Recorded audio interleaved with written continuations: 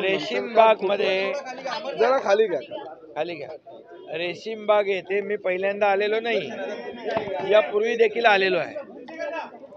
आणि खरं म्हणजे संघ आणि संघ परिवार यांच्याशी जे नातं आहे माझं ते लहानपणापासूनच आहे.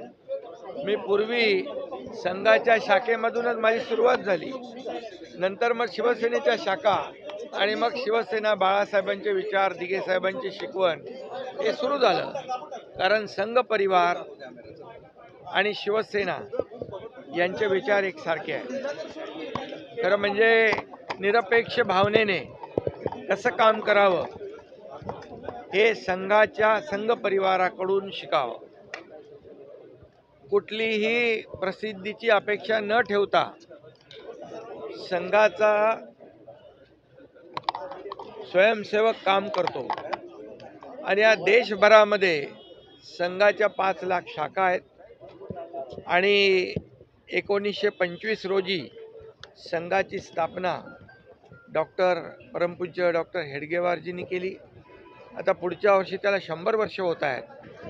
आणि हे देखील विशेष आहे, एखादी संस्था सुरू होते परंतु 100 वर्ष या देशाची सेवा करणं, या देशाच्या उभारणीमध्ये, राष्ट्रसेवेमध्ये संघाचं जे योगदान आहे ते कुणालाही नाकारता येणार नाही.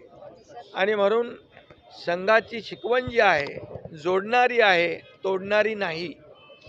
आणि म्हणून आम्ही देखील बाळासाहेबांचे विचार, आनंद दिघे साहेबांची शिकवण याप्रमाणे प्रखर हिंदुत्वाचे विचार पुढे नेऊन हे सरकार स्थापन केलं. आणि 80% समाजकारण, 20% राजकारण गेल्या 2.5 वर्षामध्ये आपण पाहिलं. हे सर्वसामान्यांसाठी सरकार बाळासाहेबांच्या विचारांचं, आणि आमच्यासोबत देवेंद्रजी सुरुवातीला होते, नंतर अजितदादा, आणि हे जे काही सरकारमध्ये आम्ही काम केलं 2.5 वर्ष, हे सर्वसामान्यांसाठी केलं. कुठलाही स्वार्थभाव न ठेवता मला काय मिळेल, आम्हाला काय मिळेल, यापेक्षा महाराष्ट्राला काय मिळेल, या महाराष्ट्रातल्या जनतेला काय मिळेल, हे आम्ही 2.5 वर्षामध्ये या महाराष्ट्राला दाखवून दिलं. आणि म्हणून त्याची पोचपावती म्हणून या निवडणुकीमध्ये प्रचंड यश, लँडस्लाईड विक्ट्री, लोकांनी लँडस्लाईड मॅन्डेट जनतेने दिलं.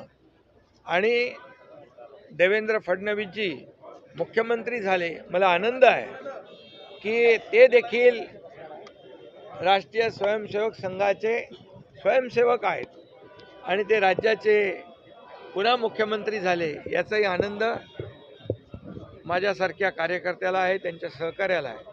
आणि म्हणून या ठिकाणी आल्यानंतर एक येणाऱ्याला प्रेरणा मिळते, ऊर्जा मिळते आणि पुढचं काम करण्यासाठी अधिक बळ मिळतं. आणि म्हणून इथं जो खऱ्या अर्थाने समाजसेवा करणारा आहे निरपेक्ष भावनेने, त्याने जरूर एकदा तरी यावं आणि इथून प्रेरणा घेऊन जावी.